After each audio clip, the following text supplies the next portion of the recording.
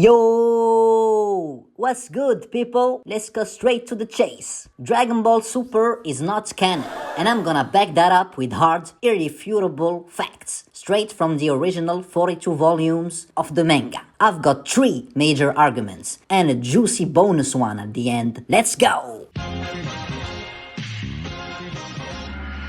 Let's start with the timeline mess. Dragon Ball Super is supposed to take place during the 10-year gap between Majin Buu's defeat and the 28th Tenkaichi Budokai. You know, the tournament at the end of Z. Seems like it could fit, right? It's a big enough chunk of time, after all. But it doesn't work at all.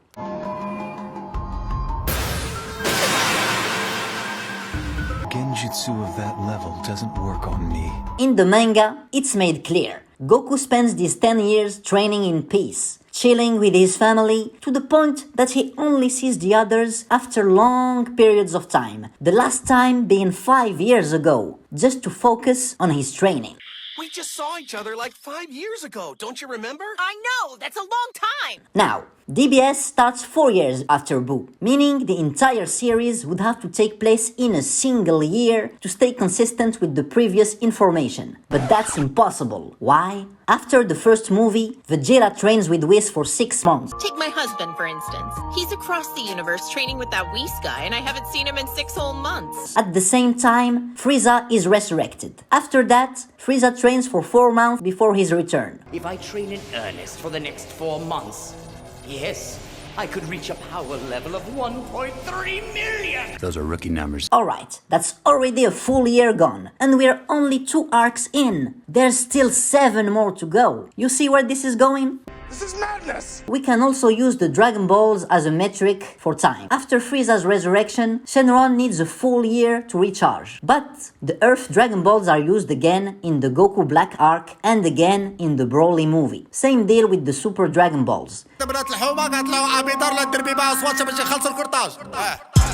They recharge yearly too, and they get used in both the Universe 6 arc and the Tournament of Power arc, meaning there's again at the very least a year gap between them. 2 + 2 is 4, -1, that's 3, quick maths. Also, 2 whole-ass babies are born during this time, and there's nearly a year between the 2 pregnancies. Even when you factor the new manga translations, this still doesn't fix this mess. So yeah, Dragon Ball Super's timeline is completely off track, compared to what we were told in chapter 518 of the original manga. We're only getting started. I'm coming for that ass. Let's talk about story direction. At the end of Z, Goku wishes for Majin Buu to be reincarnated into someone he can face in a real 1v1. No team-ups, no evil twists like blowing up the planet immediately. So, for 10 years, Goku trains with Ub in mind. His whole goal is to fight this one kid who he believes is the one who can still pose him a great challenge. Because like Vegeta says, Goku doesn't fight to win, he fights to surpass himself. And to do that, he always needs a stronger opponent. But in Dragon Ball Super, that motivation just doesn't make any sense. By Super standards, Goku's not even in the top 10 strongest. There are people who are far beyond Buu and him. All the Hakaishin, Whis, the Grand Priest, Broly, Black Frieza. Salutations, my nigga! The list goes on. So why is he so obsessed with fighting Ub, who shouldn't even be a challenge anymore with all the new transformations? The threat level has gone so far past him that Ub's hype just doesn't make sense anymore. Then we've got the Vegeta situation. In the superhero arc, set just a year before the end of Z, Vegeta actually beats Goku. Finally beat Kakarot! Yet in the ending of Z, Goku acts like only Ub can really challenge him. He doesn't even want to fight Vegeta. And Vegeta even admits he can't beat Goku. Why would Vegeta say something like this in the last panel when he just beat Goku not too long ago? Unless Goku surpassed Beerus and everyone else in a single year and Ub is somehow also in that same power plane, it just doesn't make an ounce of logic. And it's a massive contradiction with the manga. What were they smoking? I see money, I see nothing. Here's where things get personal. Character writing. It is It is personal! Let's warm up with some quick inconsistencies. Gohan becoming absurdly weak in Super, even though in the original manga he didn't train for 7 years, but he was still able to go Super Saiyan 2 and fight against cell-level threats.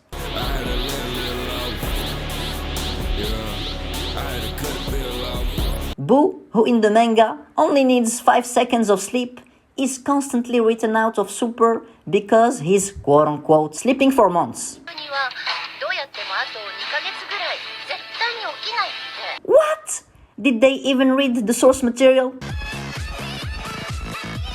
Bulma is called an old lady by Goku at the end of Z, and rightfully so, look at her. But in Super, a year before that moment, she looks like she's 25. Does she have Saiyan genes too? That's rubbish!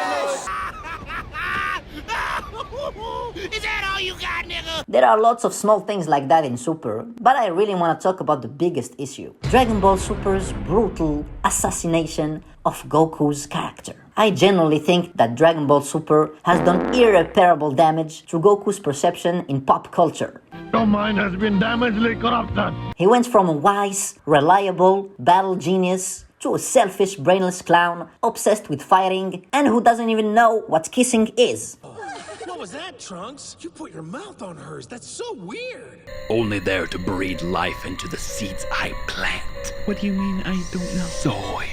In the original manga, Goku was naive, sure, but not stupid, and certainly not egotistic. He had immense wisdom, and he was smart, not only in his battle strategies, but also in the way he thinks about the Earth's future. He's the one who came up with the idea to bring back an Namekian to restore the Dragon Balls. He's the one who decided to stay dead because he realized his presence was a danger to Earth. And he's the one who refused to kill Boo so the next generation could step up. Now, compare this to Super Goku, who endangers everyone by visiting Xeno, who he knows can erase universes, but he's too obsessed with the idea of fighting strong opponents to actually care about consequences.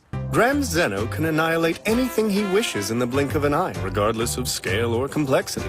Be it a single life form, or a world, or a galaxy. Your mom! 5 minutes later. Bruh, what a hole is that? Yes, of course, Goku likes fighting a lot in Dragon Ball Z too, but protecting the Earth and his friends is his #1 priority. When Goku spares his opponents, they are already defeated and pose no immediate threat. It wasn't just because he wanted to fight them again, it was also because of his good nature. He actually believed they could change.